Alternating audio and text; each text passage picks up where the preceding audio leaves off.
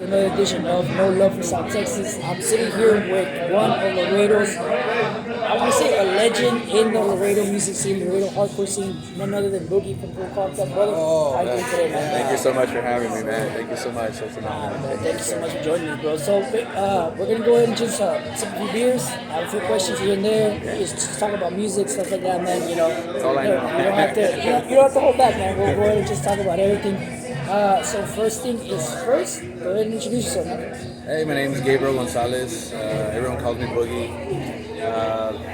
Been around the scene, for a long time. Going to shows, started booking shows, and started my own band. And a lot of people say you might grow out of it. I'm almost 50, still going strong. I remember I had a high school band playing around. And our vocalist, we kept mentioning Boogie Bash. Hey man, we're up for Boogie Bash, we're up for Boogie Bash. And I was like, what is it? I was still freshman new, I was a freshman in high school. And at the very end of the year, he was like, dude, we're here for Boogie Bash, we're gonna open. I was freshman new to the scene, so I was like, damn, this is big for me. I had no idea what I was getting into. And it was at the 7 Days Tavern. Oh, Fuck yeah, dude. That was when Fuck yeah. I was like, damn. And I went into the back. I saw the little stage ahead. I was like, is it a good stage? I mean, it's a stage. And we had to go into the building. Oh, yeah. We had to go into there.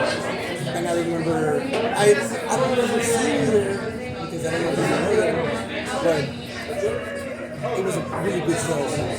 We stayed the whole night. One of the best venues that was there. Yeah, fuck yeah. I really remember that venue. Yeah. How many times did you do it there? I would say 3-4 times maybe. And the owner, because I live like around the corner, so I hung out there. I would hang out there every Sunday to watch football, right? And my friend, a good friend of mine that I've known since we were in elementary, he was half owner. And the only reason I started booking shows there was because there was a tour with all these straight edge bands, and a buddy of mine was part of it. They were from the East Coast. They played in other bands in Laredo, and I was like, hey, we want to play Laredo. I go, okay, but it's on a Monday. I go, dude, all the venues are closed. I don't know what to do. And my buddy who was half owner of the 7 Days goes, dude, you could have it at my place. But he didn't have the patio at the time. So and it was one of those tours where they wanted guarantees and all that stuff. And I go, dude, I can't afford it. I go, we don't care. I want to go see you. I want to go see my family in Laredo. Give us whatever at the door. We're going to do it. I'm like, okay. So it was like a Monday show. We didn't even move the billiards table because they're like professional type. He goes, I can't move the billiards. I go, oh, that's fine. We packed the place up on a Monday, charged $5, and it was a great show. And then the other owner of that place, Saul, rest in peace, he just goes, hey man, we still own the land that's where the stage is at. He goes, give me a couple of months and I'll build a stage so you can start booking shows here. I was like, really? So because of that show, he built all that, like everything in the back. He added restrooms and everything. And I was like, wow. And he never asked for any money. He was just book it. As long as they buy beer, we're good. Because it's self-promotion for himself. That place was pretty good because it was the stage and there was a lot of space, and then there was also that little space, I don't even remember, at the top there. They had a little gathering at the top. Yeah. People hang out there too, and you had a good view. So if you didn't want to be at the bottom, like if you didn't want to get hit, you just go to the top. Dude, bringing Boogie Bash to my first one, the one the very first one that I went to, it was I remember the one thing I remember the most was just the amount of fucking fights, dude. The amount of fights, bro, on that one Boogie Bash that I went to, bro. I remember, I think, more than like, dude, I remember this one for a lot of reasons. There was a lot of fights. There was also a fight, I don't know if you remember about this one. Some dude tried to fight, some girl tried to fight George, Big George. So that's a whole nother story. I'm not gonna get into that. But I also remember that you guys were about to close, and somebody put their phone. They were putting nothing but cumbias, and then you got on the mic and you were like, "Hey, motherfuckers, y'all can dance afterwards. Like, let us play." And then y'all can dance afterwards. Oh man, I never forget that shit, dude. So as a band, though, how long have you guys been together as a band? We just completed 24 years this past December, and this December will be 25 years. So I already talked to the guys, and I told them, hey, we got to throw a big show, release at least an EP, some new music. And yeah, we're trying to get everything together. We have the riffs, we have, like basically the starting point of trying to write a new album or an EP, and hopefully get it released by the summer, and maybe release something else by December. That way we can throw one huge show, and then celebrate our 25-year anniversary. So That's cool. Going back to Boogie Bash. Do you remember? Because you had mentioned it a few weeks ago about Sal's Pizza. How was it there? Like, was it a good venue? that was the best venue, I would say, on all of Texas. We used to book so many bands there. Like, bands have been playing there since I was like a freshman in high school, but just like in a little corner, and then it slowly started developing, and then they built the stage and everything. And then my friend Rick Agustin started booking death metal bands, like major death metal bands. I mean, they had the big stage, they had a drum riser. It was like the stage was bigger. I never saw the stage there. I only remember the pool hall. It was huge, and it was the best venue. And these guys were pulling up. They were bringing bands from Relapse Records, like Mortician, Skinless, Deeds of Flesh, like all these major touring bands there, and it was like, and they were always saying, dude, this venue is amazing, the food is amazing. And then when Gabe and I started booking bands, like hardcore bands, like all these guys were overwhelmed and going like, this place is actually good, like this is an amazing venue. I guess isolated spots, tiny spots, bring in that vibe where it's very ambient. You can hear the sound and you can see the pitch. It just gives that energy that feeds off of you. This place was huge. They had a high ceiling, high stage. It was the perfect venue. Like, I didn't know how good we had it until the first time I went on tour, and then we started playing like similar venues. Just imagine like a venue just like in a corner, no stage, no sound. This place had everything. Had a professional sound. Everything was like the lights, the stage, mics, everything. And I remember the first tour I ever went to, I was like, man, Sal's was like, now I know why everyone loves Sal's Pizza, because it was an amazing venue.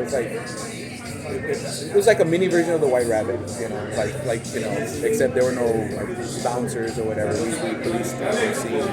Like the sound, the atmosphere, the venue, and then the pizzas. All the bands that play from the East Coast were like, this is the best pie I've had on tour. And that's like, I told him, this guy learned from the best. Like, I heard he was in New York for all years, learned his craft over here in Oakland.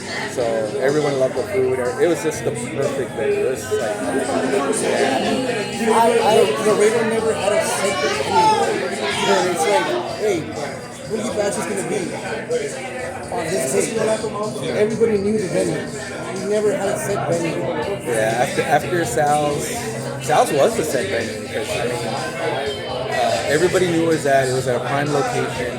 That was like I tell everybody, that was our White Rabbit, that was our CBGB, that was our, the Chain Reaction, it was the venue. Like, no matter who was playing, it was like a metal band or hardcore punk band, and any day of the week, you can guarantee you get a minimum of 100 people on a Monday. It was a busy street coming out of it. It still is. It's a busy street. It still is, man. See, that's the thing. Like, we don't have Sal's right now, but the one venue that's like in that prime location right now for me is Wonderland.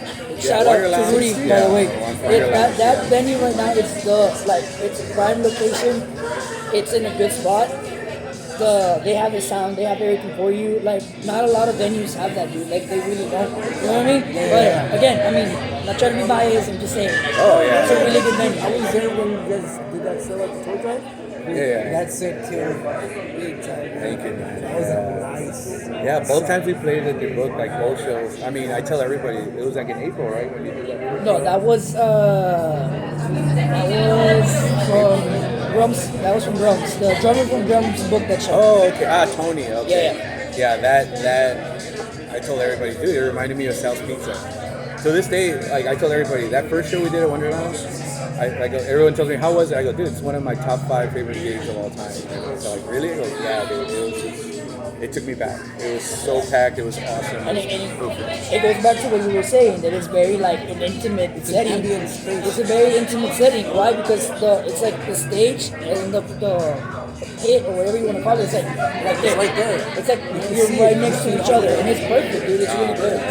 It's a perfect venue. Trust me, When you feel it on your neck, when you feel those chills in your neck, when you feel it, it's like, exactly the spot. oh yeah, you know, I wanna go back. both shows that I played there, it's just, you know, it's been like it's been amazing shows. It was like legendary shows. I was like, man, I enjoyed both of them. It's just like that venue is perfect. It's awesome. You mentioned it's one of your top 5. What would be like the one either tour or show that you can say, fuck man, like I will remember this for like the rest of my life? Oh, that's easy. This is Hardcore Festival in Austin. It was, how year was. It was like an all-day event, and it was funny because it was a 2-day festival. We got there on the second day. It was right there on 7th Street at the Red 7. I remember we walked in early because it started around 1 or 2 o'clock in the afternoon, and then we walk in. My friend Rich, who booked the show, has like a whiteboard and he has all the bands. And then we walk in, and then I say hi, and then my friend Rene, who's a guitar player, he goes, "Dude, we're not even on the set. Our name's not on the set time. Why? Like, are we even gonna play?" That would always happen for some reason. Like, we're on the flyer, but like the set list or the set times, like, we're never on there. And then I walked in, and I went, "Hey, Rich, what's up?" He goes, "Hey, what's up? Hey, what time we go on?" And he just goes, 10 o'clock? I go, 10 o'clock sounds good. All right, we walked in, you know? But what made that show so legendary is like we played the big stage, and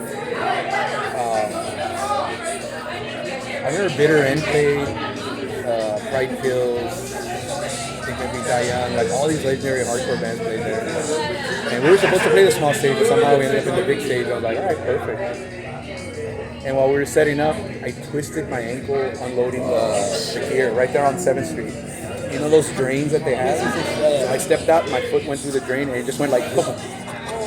And so my ankle grew the size of a grapefruit. And I remember they carried me in, and everybody in the venue was like, I got beat up. I was like, what's wrong? I go, no, it's my ankle, And I just sat playing around. I go, what do you need? I go, a shot of Jaeger. Dude, I had like 11 shots of Jaeger.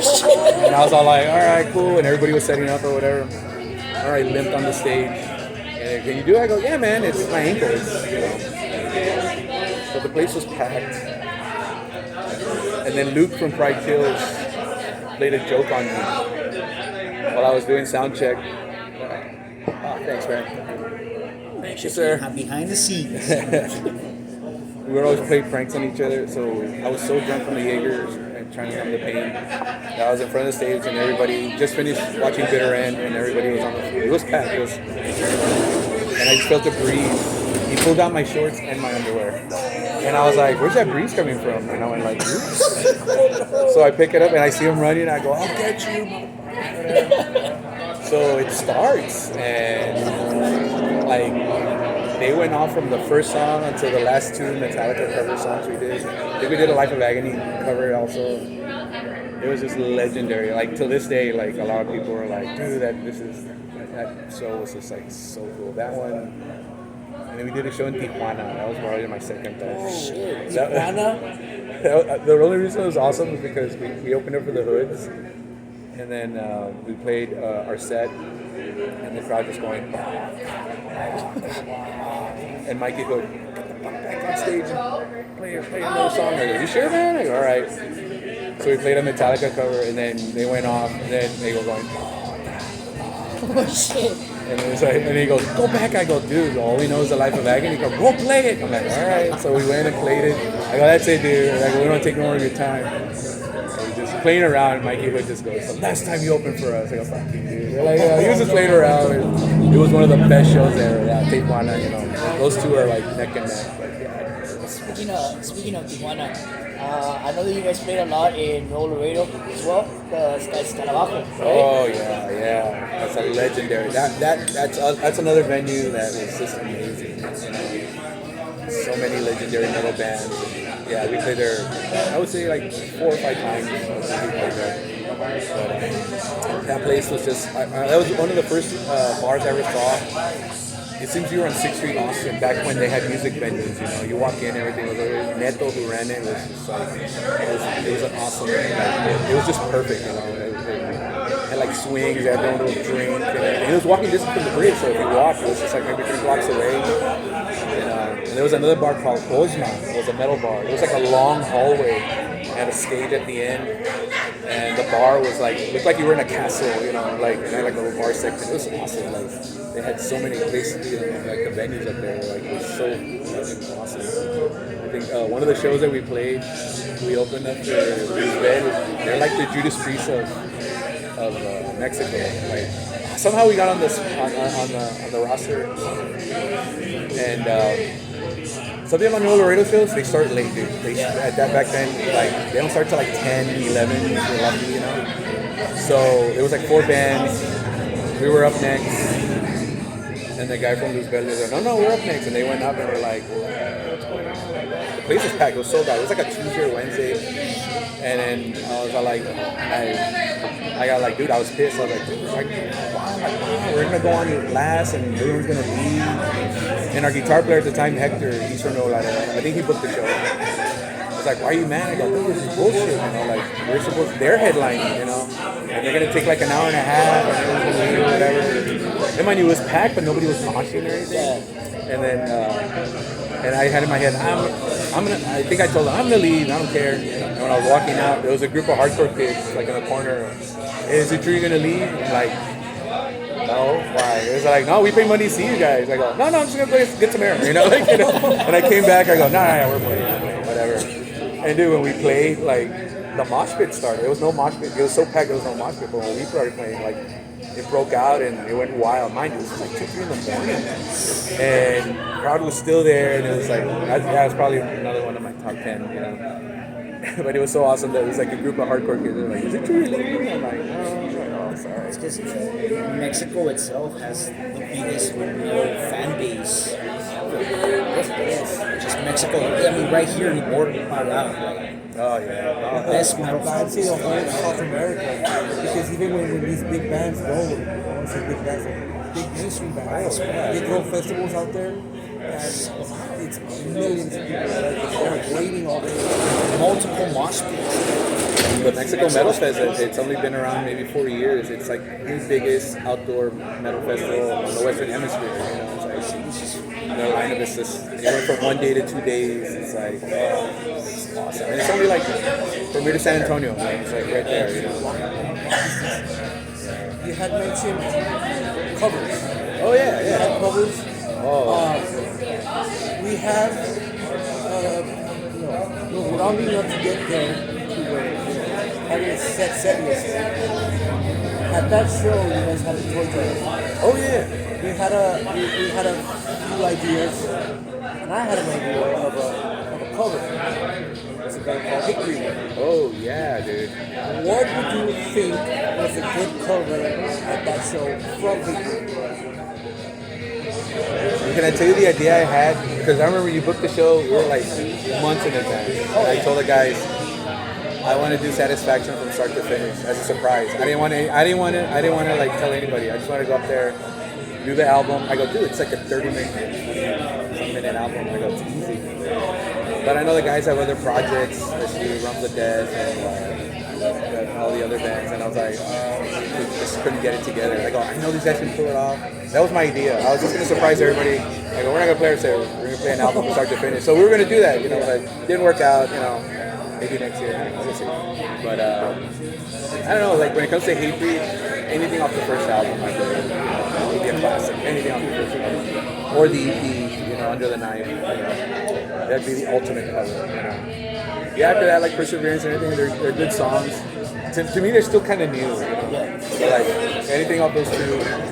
So it's still going hard. Yeah, see, for the show that I got there, I was like, something like that, something like fits the bill, and I thought a lot of people would know. Oh yeah, dude, yeah. I'd be sing-alongs galore right there. Because I wanted to do live for this. Yeah, oh yeah, everyone would have done. Yeah, dude, that's That's a crowd. That's a great song. See, it's short, and it's but gonna it be. still hits hard. Yeah, dude, and everyone knows the lyrics, so dude, you be passing the mic I around. even learned it for this guy like in like an hour, less than an hour. I learned it on the spot. See, there's very few covers you can do that hit the spot. Not too long, not too short. Because you guys did Metallica. We would do River Runs Red by Life of Agony. I remember this one time we did it. We played in Lubbock. The second time we played at a church. There was a bunch of Christian straight edge kids that would book shows there, and then the guy who ran it was a hardcore kid, but he was a Christian. And he had the whole and it was like he didn't allow drinking inside, so the outside drinking. But we respected the place or whatever. And dude, it was a church. Like we were playing like where they do the sermons and stuff. There were no seats. Crowd went nuts. And when we did River Runs Red, dude, he took off his shirt. He was all tatted up and he was moshing. And I was like, did you see it? The guy was like, oh my god, I haven't moshed in years, and oh my god, thank you. I was like, hey dude, it was Came out. yeah, exactly. It was an awesome spectacle to see. It was so cool. That's cool. Yeah, I remember. That you do that. Yeah, I remember right now that he brought up the whole Christian thing. There is a few bands here in Laredo. There's two bands actually that were like all Christian. There's a reason why I got to see you guys, because I think one of they're the ones that invited me to go to the first Boogie Bash. So that's the reason why I went.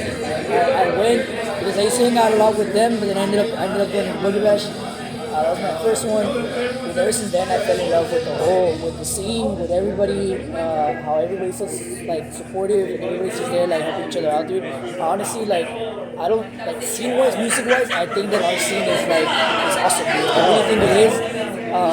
Even if we don't, even like, for example, at the Soldier show, dude, there's people showed up that like I hadn't seen in a long ass time, dude. Like people that I hadn't seen in forever, they showed up, dude. And that's the thing that I like about our scene. They're like, they might not go as often, but like they'll show up, and when they show up, it's like they fucking show up. I mean, it was probably like one of the first few shows after what had happened. Yeah. I mean, we missed shows like that. Small, but hit hard. Oh yeah, definitely. I'm sure you guys were like racing to get back out there too. Oh yeah, we had played that January Glue Fest right before the shutdown in we played in late January, I believe. Dude, I honestly thought, because I got sick Valentine's Day weekend, and everything in the pandemic was starting, and I'll never forget, I was like, months later when they showed the symptoms, I had all that. I was like, dude, I work at a hospital, right? And at the time, masks were required, where I was like sick as a dog, and I had because I was at work, I go, you okay? I go, I just have a dry cough. Like, all right, it's cool. And then a month later, like they all the symptoms, I go, oh, I had everything, It's like, oh, dude. I am the list. And here's the thing, like when we went to Austin to go play, I went with Reno and his wife, and before we came back, he's like, hey, let's go to a Chinese restaurant. I'm like, all right, cool. So we went to go to a Chinese restaurant. Dude, it was a Chinese restaurant run by Chinese, like nothing but Chinese people. We're the only non-Chinese people there, right? So food was amazing. And then we went back, right? And I think you know where you're going with this, right? So when like the pandemic hit, and then like there was like a case or whatever, I was like, dude, what if we were like patient zero, and we brought it over here, and Reno was all like, hey man, because he used to work in the medical field too, and I was like, hey man, did you get sick? I go, no, I got sick. And I was like, oh dude, my wife got sick too, so we just kind of like all the stuff that went on and the shutdown. Yeah, dude. I go, what if we brought it to Laredo? It was a very weird time because you didn't know. It was very weird, and you don't want to go into that much, but it was very weird. What was weird is starting to come back. Like, oh shit, we're together. That was the weird part also. It's coming back slowly. And I remember they had booked us like later that summer and in the fall, and we were still kind of iffy.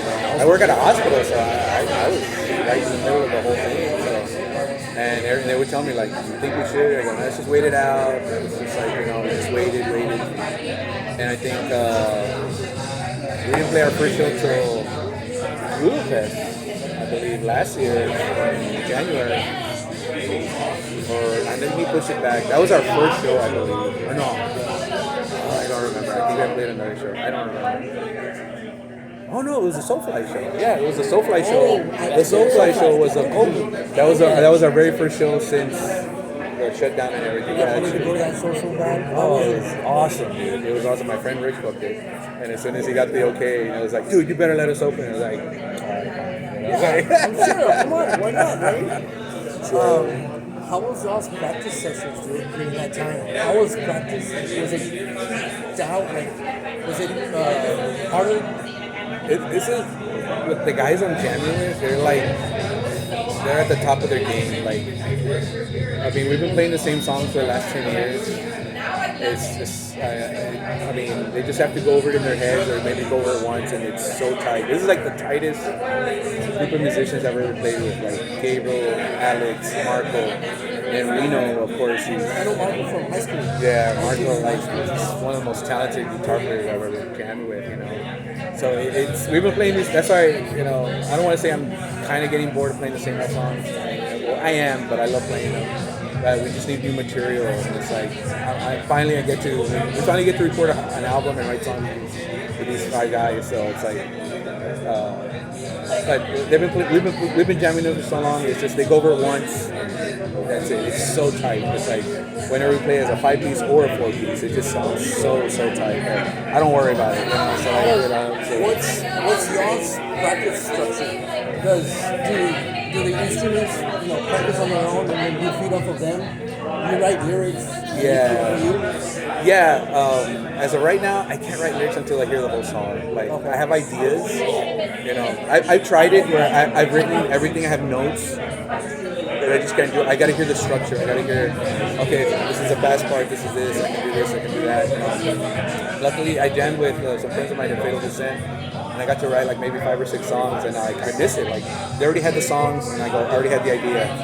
And I go with the idea like, oh, I already know what I'm gonna call it, and I start with that, and I just work my way down. But, you know. Yeah, I honestly learned that the hard way, dude, because I'm writing lyrics for like the vocals, and I started writing like crazy, dude. I was coming up with like song after song after song after song, but we had no music for them. So then we got to a point where we started practicing, and I'm like, dude, I don't know what song to pick. Like, I don't know what fucking song to like put on it. So what I started doing now is I wait till like the guys write everything, and then I try to come up with like lyrics, title, everything like on the spot itself. Because I learned the hard way, dude. I had to learn the hard way, dude. Oh, everybody starts it. What's the hardest song you guys have had? You know, structure-wise, it's like, oh, come on, we were so close, we can't get it. When you got it. Oh, it's we don't play that song live. It's I can't remember the name of the song.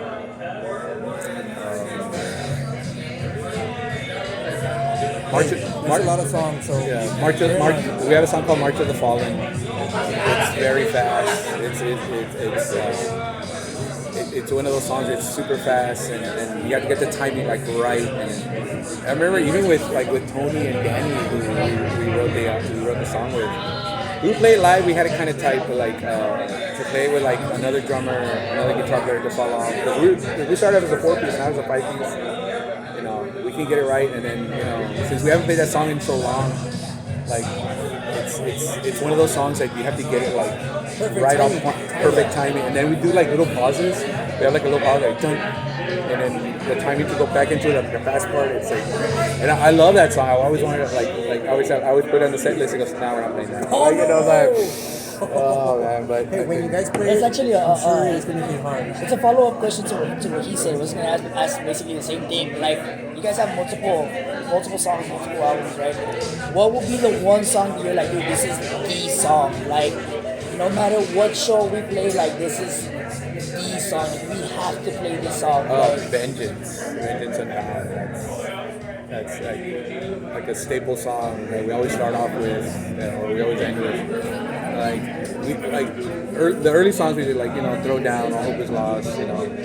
They're great songs that we wrote, you know, when we first started. But we've progressed so much, you know, with our death metal influence, thrash metal, street metal, and but like Vengeance Unbound, it has everything. It has like everything that all our influences are all into that one song. You know, and that's the one song that'll never we'll never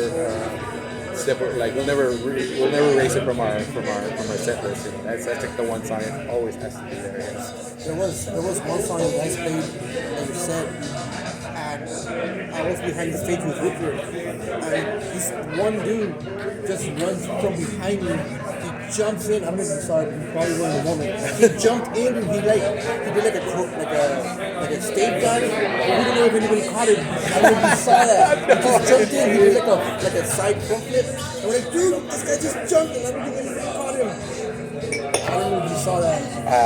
I would have to see the video again. Yeah. Victor and I saw him like, dude, this guy just jumped. But you didn't see because all the light. He just jumped in and he just peered into the crowd. I don't know if anybody caught him. But I mean, like I said, I don't know what song it was, but he seemed to feel it.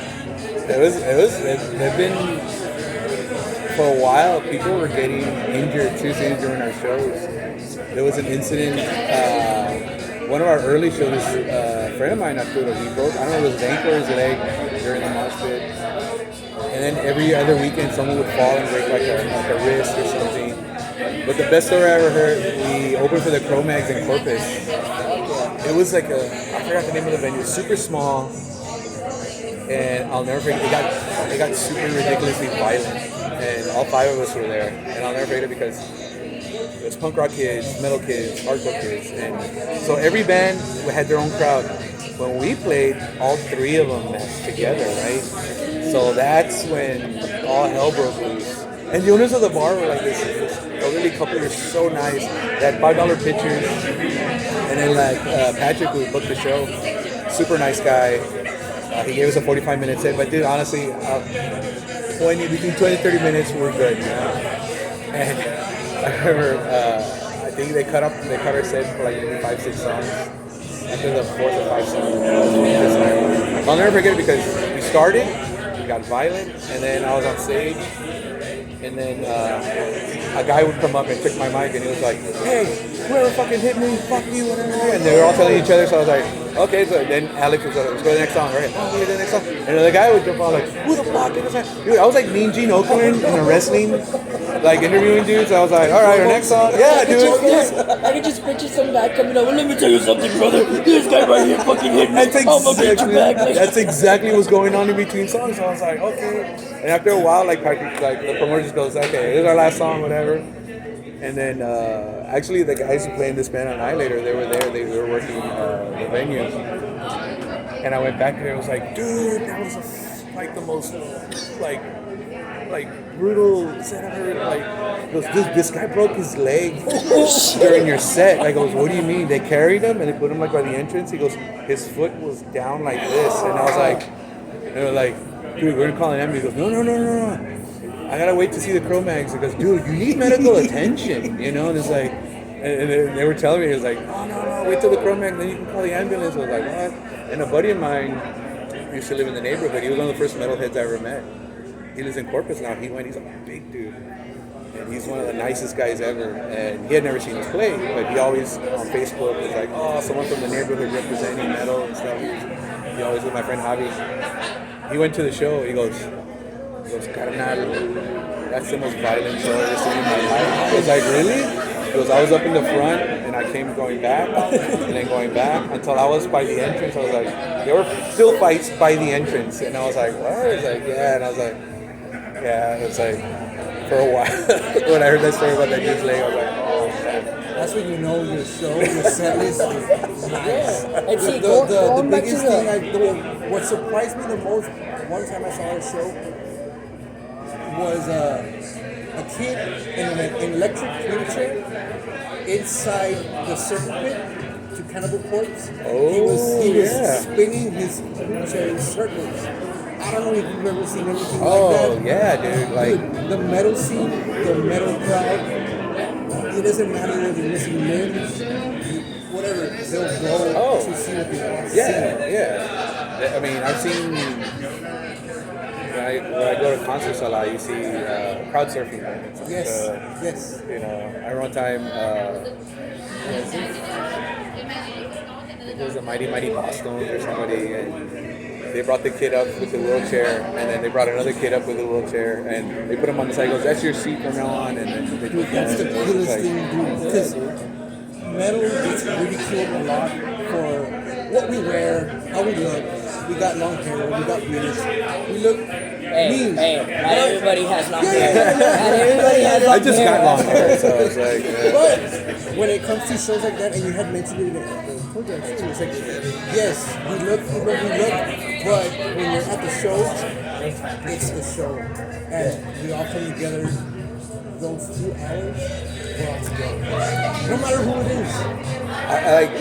I would hear stories because, I went to Cigarroa High School, and there were like a handful of metalheads, but like what was cool about it, we all kind of knew each other, but not really. We see each other at parties. It was kind of weird, but we all hung out with our group of friends that were non-metalheads, and nobody said anything. And then I hear stories of like United, Nixon, Martin, where only the metalheads hang out with metalheads. Varsity. And like Everybody's their little group in school. And that's true because I went to Martin and it had their own little groups, man. Yeah, And then when the magnet school was around, you had kids from Nixon, Martin, and Cigarroa, and still Everybody was divided, but at the shows, everything was together. And see, there was that when I was in high school, 2006 to 2010. You could see where, the preppy kids, they started listening to this heavy music. And you can say preppy kids because us metalheads, we wear black, we wear whatever, right? We're never wearing those polo shirts. Yeah. Preppy kids would wear those polo shirts. Everybody's dressed up, but you hear them talk and think, hey, why are you listening to that music? And dude, try it out. And now you see them at the shows.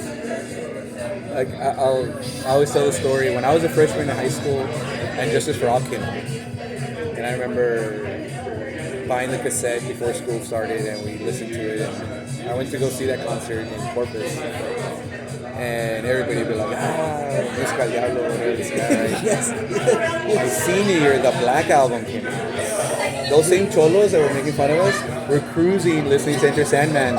And that's when I knew Metallica sold. I was like, they're not my band anymore, They got a lot of grief for that Black Album, didn't they? I don't like it. I'm sorry, I don't like it. to me, that was one of the best. Yeah, no. I mean, No matter how big they are, they get ridiculed so much for that. Or Saint Anger. That was really bad. And load and reload because of their eyeliners and cut hairs. I gave it a chance. Like I remember, I bought it. It's not bad.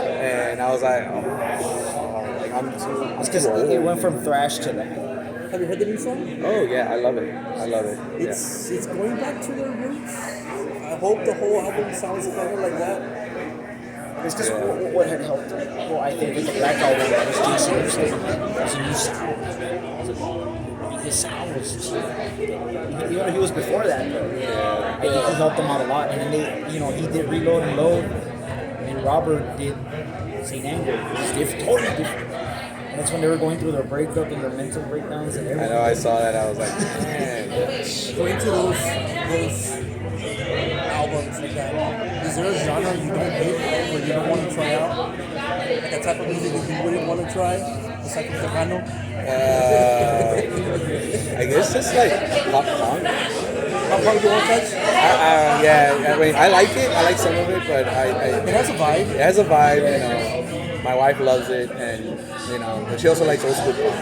I'm more into like exploited GTA type of punk, But I like. Maybe I'll play drums on it, but like, It's funny that you bring it up like that because I feel like a lot of us that are in the music scene, like metal scene, we're all kind of like that.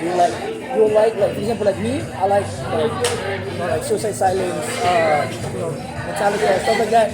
But if you ask my wife what kind of music she likes, it's like the total fucking opposite. It's way of like what I like. It's completely like. That's how my chick is. Like I hate God and like a bunch of shit like that. And she likes like Big 182 and My Chemical Romance. Yeah, see what I mean?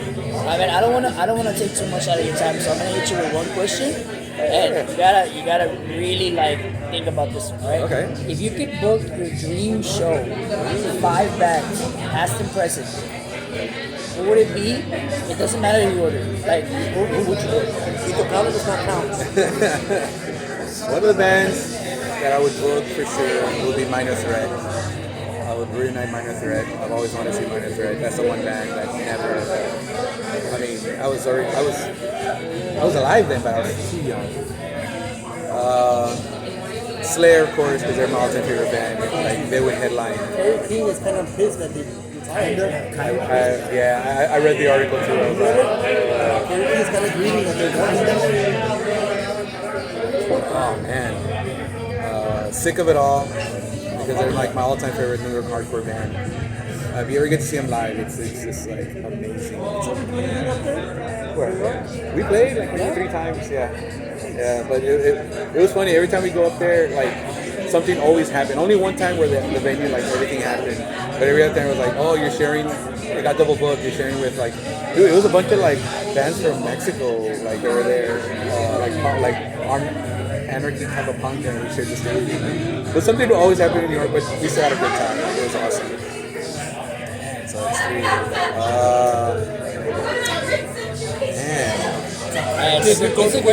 Just to throw a curve, because they're one of my all-time favorite bands, Social Distortion. I love Social Distortion. Like, I've seen them so many times. They're just one of my favorite bands. And I guess to end it, the Ramones. I love the Ramones. Like, I got to see them twice, and it just live. Like, when you hear their albums, they're good, but seeing them live, it's different. It's amazing. I have like other bands that were like, I think those are like a show like that would just be like. I knew when I saw the Ramones, Social Distortion opened up for them. It was like it was like a double like whammy or like. Of course, the Ramones would close. The Ramones would close, yeah. Or maybe Slayer. I don't know, like. I guess after all the chaos, the dust settles. Just to kill the vibe, just to let everybody go nice. You always need that one band. You always need that one band to like, okay, let's bring it down, and then the next band is like, okay, let's bring it back up. Because Like, there was one festival I went to. Slayer was in the bill. I don't know if you saw Mayhem Fest. Oh yeah, they had all these Slayer, like Slayer was in the bill, but they didn't close. Marilyn Manson closed. So it was like, why does not Slayer close? It was weird. Dude, I saw Marilyn Manson during the Antichrist Superstar tour, where they played a live His Oath. album. Yeah, I took my best friend, Cindy at the time, rest in peace. I miss her so much. She was a big fan, and I had known about Marilyn Manson because of 9 Inch Nails. They had opened for 9 Inch Nails, so. And she loved the album. She was like, let's just go. I'll never forget, it was Live Oak Civic Center. That was the first and only time I ever saw people protesting a show. Like, mind you, I've been to like all these satanic ass bands, concerts, where they're like blood and turning up fiber. And even the cover for that album was really chaotic. Yeah. And I'll never forget, I went there and there were like all these people protesting, and I was like, what? And people were like desperate. I remember the tickets were like not more than $25. And they were playing at Live Oak Civic Center. And dude, there were kids just going, I'll give you $100 for your ticket. I was like, no. But dude, what was the weird part? Everybody was all dark and gothic, and me and my friend Cindy and my friend Ramiro, he dresses like me, like baseball cap, and he liked the album. He goes, hey, I'll go with you guys. We were only 3 normal looking dudes in the whole venue, dude. So we're just there and we're like, and then there was a part of the show where Marilyn Manson gets on the podium and he's tearing up the Bible and he's going in, and he says to the crowd, spit on me. And I was like, huh? Everyone starts spitting, and we're like, okay, we're going back. And you just see loogies everywhere, like, and he's covered in loogies. And I'm like, dude, all right, let's go. It was a great show, but all right, yeah. I can be blasphemous, but that was like. I'm assuming that was when Columbine was going around. That's probably when they were protesting outside. I believe. Well, actually, they were posting like all. It was. I didn't pay attention, but I remember I saw everything. And I was like. my mom was probably there. My mom was probably there protesting. I don't think there's ever been another person who's caused that much riot. Oh, yeah, dude. It was like, did you ever hear about the show that got canceled here because of the satanic imagery? It was at South Pizza. No, do tell. The only reason it got a lot of publicity because The show was gonna be on Easter Sunday. It was Hear that? Easter Sunday shows. at Sal's Easter Pizza. Sunday shows. So it was Crisium from Brazil. I don't know if you know Crisium is. They're like death metal. Like, they're awesome. And Angel Corpse. They're from the Midwest. And, What a name. yeah, and I've seen them a couple of times in Milwaukee Metal Fest. They're like awesome. And I remember the flyer. The guy who did the flyer put something like, "The gates of hell open at 8 and band start at 9" or something like that. That's pretty Dude, clever. Though. Pro 8 News, like, put it on, and then all these church-going people went outside of Sal's and started praying and posing. And then like, oh, the show got canceled. Like, what? I was like, I remember the dudes were in town, and we just hung out and had a barbecue with the guys and just chill with them. But yeah, that was like the one and only show. There was, you just brought up a really random topic. When I was a kid, my parents would always tell me that one time, I don't know if you were here in town, taking case or whatever. Oh yeah, it was back in the 80s. I mean, I never read Well, about they it. didn't show up. They made it as past as the checkpoint. Everyone else was waiting for them downtown because they were in the little rally. So it was a big thing that happened. Yeah. And they just made it up to the checkpoint. They were like, yeah, we're not going over there. So like, yeah. And I remember, I was a little You were kid. afraid of Mexicans getting... Oh, yeah, dude. It's like, yeah. That's another way to group up. Like, that idea, going to the majority, Hispanic, Mexican type of town, trying to like, like spread the word of your propaganda, It's like, yeah, it's not gonna work.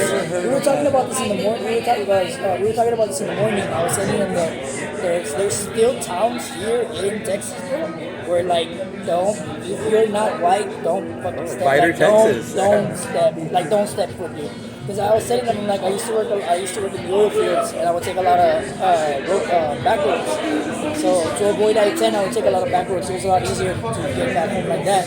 And there was one town where, right in center, like, I want to say it's like the center of the city or town or whatever. It's like they have the American flag and then they have the Confederate flag right under. And I was running low on gas and I was like, nah, fuck that. I'd rather run out of gas than fucking stop here, bro. Like I'm not, no, fuck that.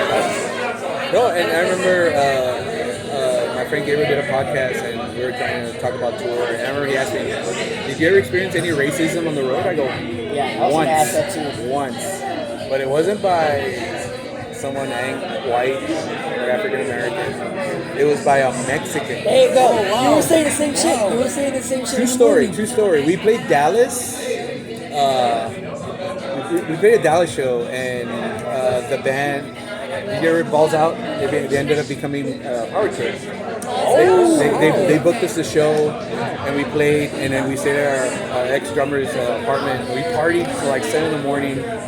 When I woke up, we were like, dude, we have to be in Austin like at a certain time to sound check. And we're like, we just grab all our stuff and it's just a Dark 35 South. And I had this old 1985 40 Econoline van. No AC, but the motor was amazing. So I go, and I had a Chevron card. That was my first gas card. So I go, yeah, man, it's for the tour or whatever. And then I was driving down. I didn't see a Chevron till like outside of 35 at Dallas. So I pull over. Everybody was hungover, sweaty, whatever. Like, I'm gonna put some gas, and I'm like, all right, cool. So I go into the gas station, and there's like a few amount of people. So there's 2 cashiers, 2 women, right? So we had made good amount of money. So you know what? I'm just gonna bust out 100, save my gas card for later. So I gave the cashier, I go, I'm gonna fill up my tank. We're in so and so. Okay. So I go back, fill up the tank. I went back, and the other cashier line was a lot like less people. So, and I saw the $100 bill. It was right there. So when I went and I just go, oh, I just filled up the tank over there, and she was just like, what cashier? I go, no, I left the $100 bill right there. And she was like, oh, okay. And the one girl tells the other girl, like, ¿qué tiene este? I go, no sé. I go, este pendejo ni sabe qué cajero soy. I go, ya sé. And I go, no que sea pendejo, es que no sabía que era una pinche diferencia. And she just like went like that, and all the people that were in line, like, it was so quiet, you could hear like the little machine from the freezer, like. And she just gave me my change and go, "Te pasé muy buenos días, señoritas." And I went there and everybody was asleep and I just slammed the door. Bah! So you'll never guess what the fuck happened to me. You know, that was the only time I ever experienced anything like that. You know, we've been pulled over by cops and, you know, all over, and like everyone was super nice. We gassed up in Alabama, Mississippi. They see us like, "Oh my God, I love your tattoos. You're in a band and this." And super nice. And like, the only one, like that type of experience. Yeah, exactly. I didn't say my own people. You know what I'm saying? Like, oh, dude, I was fucked up, man. I'll never forget that day. I was just like, my hangover went away, and I was just like driving all mad to Austin. I was like, yeah, exactly, dude. I was like, oh, dude, that was just terrible. Gary, do you have any other questions, bro? Nah, man. My question was a hate briefing. That was mine because I wanted to do that, and I was like, I think Boogie would know that song. Oh, easy, dude. Easy, yeah. Literally, I honestly wanted to play some hate brief because I was like, you know, it feeds off of the ambience. Again, it was small, and it was mostly guys that had more experience than we had. So it was a send off to you guys that we've been doing it the longest. It was a good send off. Oh, yeah, dude. I always tell my ex-girlfriend, like, I kind of know the guys from Cambridge, and she'd always be like, liar. I go, yeah. I gave them our demo, and I remember when they opened for Slayer, well, I met them before because when they were playing smaller venues, we'd go see them, and then Gabe and I would be their roadies. I go, "You need help?" "Yeah, man." And like, we bring out their own and setting up or whatever. And then the guy, I remember my friend Rob Talib from Road Talib, he goes, "Jamie will not remember your name, but he never forgets a face."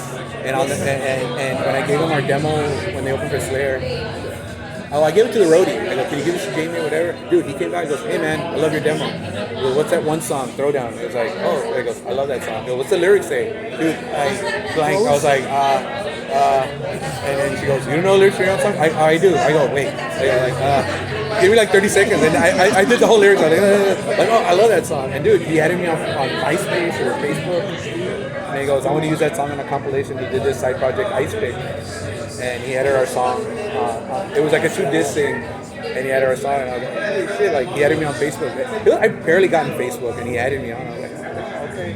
And then every time he had like autograph sessions or whatever, I was like, he took me like, "Hey, what's going on?" I was like, and like, the dude's super awesome. Like, and you know, every time a chance I get to go see him on the road, I go see him. You know, but I don't know him personally. You know, It's a connection. and I remember when we recorded our album, we hadn't even sent it out to go get mixed. I gave him a lot of mix, and then I go, "Hey man, here's our album." Because he told me.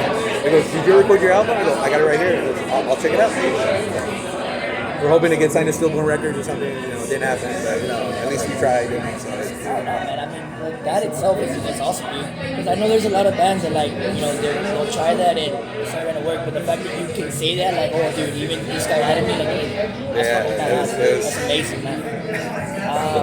Shit, man. Well, with all that being said, guys, if you are in the Laredo area, you guys are playing at the Boogie next Saturday, correct? Yes, sir. Okay, they're gonna be live at the Boogie. Make sure to catch them if you're in the Laredo area. If you're not in the Laredo area, fuck it, make a trip down to Laredo, catch a show. You know, you might get your ass kicked, but fuck it, it's friendly. It's still friendly, bro. That's what you come for. True. That's what you come for. You know what you're signing up for. A big metal show. It's gonna be awesome. Anything you want to add, bro? Anything at all? Anything you want to say at all? Dude, thank you so much, you know, for having me. I mean, like I said, our band's still going strong. We're gonna play a couple of shows this year, you know, this coming Saturday. Shout out to everyone in the scene. Shout out to everybody. Thank you so much for your support. A lot of people tell me, "When are you gonna quit?" And I go, "Well, when it's not fun anymore." And guess what? I'm still having fun. I'm still gonna do it, no matter what everyone tells us. And, I'll see you soon. We'll contact 2023. Appreciate that, man. Thank you, bro. See you.